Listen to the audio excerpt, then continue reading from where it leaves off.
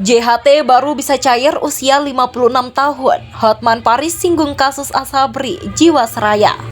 Dengan peraturan Ibu Menteri Tenaga Kerja, maka dia tidak bisa mencairkan jaminan hari tua tersebut karena menurut peraturan Ibu hanya bisa diambil pada umur 56. Di PHK umur 32, dia harus menunggu 24 tahun untuk mencairkan uangnya sendiri. Gimana keadilannya, Bu?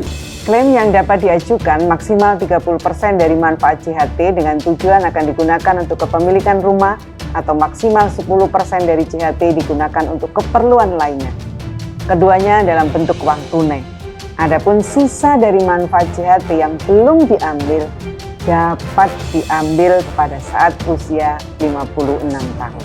Sudah mengatakan berbeda dengan peraturan Ibu. Menteri Tenaga Kerja sebelumnya mengatakan boleh dicairkan begitu dia di PHK. Di mana logikanya, Bu? Itu kan uang dia. Kalau dia di PHK umur 32, bisa saja dia selama menunggu 24 tahun sudah jatuh miskin. Lu mau memanfaatkan buruh, mau cari suara buruh, mau cari nama, mau dipuji atau mau cari uang, silakan saja. Tapi jangan menjerat buruh dengan cara-cara seperti ini. Lagi pula kalau memang ada undang-undangnya yang selaras dengan peraturan Ibu, harusnya segera undang-undang itu dirubah agar berkeadilan. Kalau memang ya undang-undang SJN itu bermasalah, dari awal kalian bilang dong, JHT itu untuk orang yang ter-PHK misalnya. Ini ketika di undang-undang SJSN kalian yang buat, kalian terima, kalian sosialisasikan, giliran ada masalah, kalian berganti wajah. Karena dari segi abstraksi hukum manapun, dari segi nalar hukum apapun, tidak ada alasan untuk menahan uang orang lain. Karena mereka melihat langsung, tidak semua buruh ketika sudah tidak produktif, itu anak-anaknya sukses, ya, sehingga bisa membiayai orang tuanya. Ini fakta di lapangan, jangan terlalu duduk di atas. Nah, kalau ke bawah. Nah, Bang, Tunggu, saya mau bicara dulu nih. Jadi saya bilang, sehingga kalau mereka ambil sekarang, ke depan ketika mereka sudah masuk sudah tidak produktif, ya, maka mereka akan menyesal. Memang ada berbagai jaminan, ya, ada JKP dan sebagainya. Tapi berapa bulan sih uang itu cukup untuk membiayai hidup dan keluarganya? Aturan pencairan dana JHT di usia 56 tahun menuai polemik. Pengacara kondang Hotman Paris pun angkat suara soal peraturan Menteri Ketenagakerjaan atau Permenaker nomor 2 tahun 2022 tersebut. Menurutnya tidak ada hak pemerintah dengan alasan apapun menahan dana JHT. Milik kaum buruh, Hotman mengatakan, penundaan dana tersebut memang digunakan atau diinvestasikan untuk memberikan imbal hasil yang lebih di kemudian hari.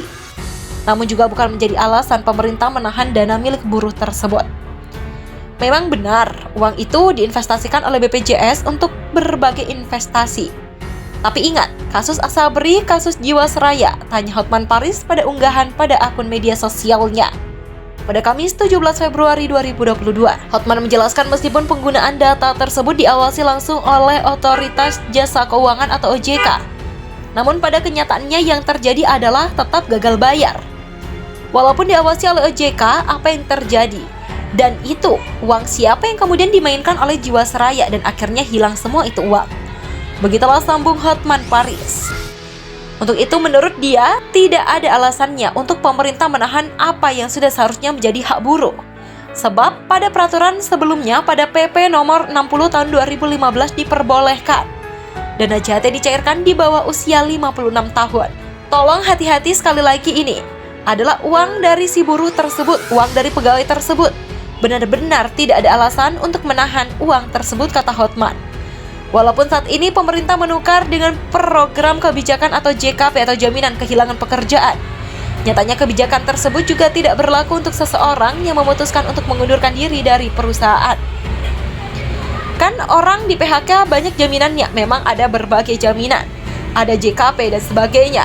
Tapi berapa bulan sih uang itu cukup untuk membiayai hidup keluarganya? Lanjut Hotman.